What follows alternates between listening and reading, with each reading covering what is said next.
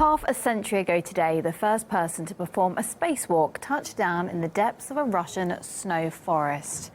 Alexey Leonov, he had felt the void through the thin layer of his spacesuit, and his crew partner along with him had to survive in the wilderness for 2 days before they were rescued.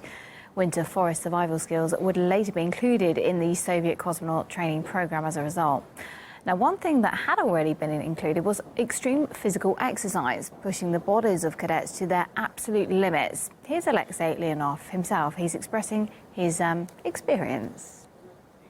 Чтобы сжать перчатки, усилие 25 килограмм. 25 килограмм. Я эти 2,5 года чем только не работал, и грушами, мечами. В общем, я довел левую и правую руку под 90 килограммов жим.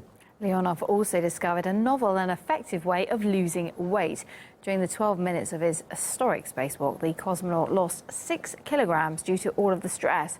But Alexey Leonov, he says that the challenges began way before the first step into the abyss. Перед тем, как выйти, я уже 30 минут находился под давлением той среды, а именно высоты 500 километров.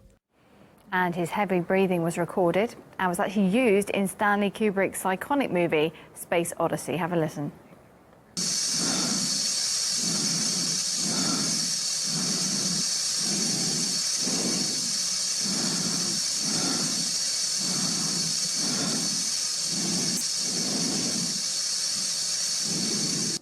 Professor of Space Law at the University of Nebraska, Franz von der Dunk, says Leonov's spacewalk came at a hefty price. Well, it was certainly a major milestone because it meant that for the first time a human being had left the relatively safe confinement of a spacecraft and there was only a thin layer of clothing between him and the endless void and vacuum of outer space. It was an extremely dangerous venture as well that Alexey Leonov almost almost lost his life in the process. Only Buzz Aldrin in his last Gemini flight for the first time really mastered the art of how to move around in space in a free-floating manner. So it certainly was a major milestone. Alexey Leonov also sent a strong message of peace at the height of the Cold War. RT's Gayane Chichakyan reports on his friendship with the NASA astronaut Tom Stafford. In March of 1965, Tom Stafford was preparing to become the first man to walk in space. And suddenly on TV they had this picture of Alexey out there walking in space. We said, wow, they're ahead of us again. Little did Tom Stafford know that 10 years later, he and Alexey Leonov would work together as part of the first joint space mission between the Soviet Union and the United States. Their handshake in space, at the height of the Cold War, to many was symbolic. Stafford and Leonov planted this tree in 1975, shortly before their fateful mission. It's a symbol of our friendship. Their friendship, though, went far beyond space. On Stary Druk Minya, Volremy Mnoga Lat.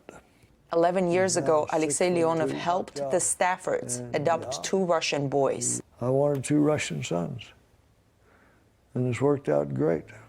Tom Stafford shows me the room of his youngest son, Stas, who is now 20 years old.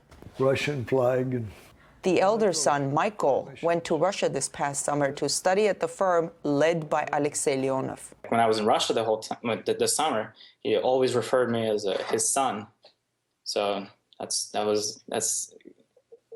very special to me to hear that from him.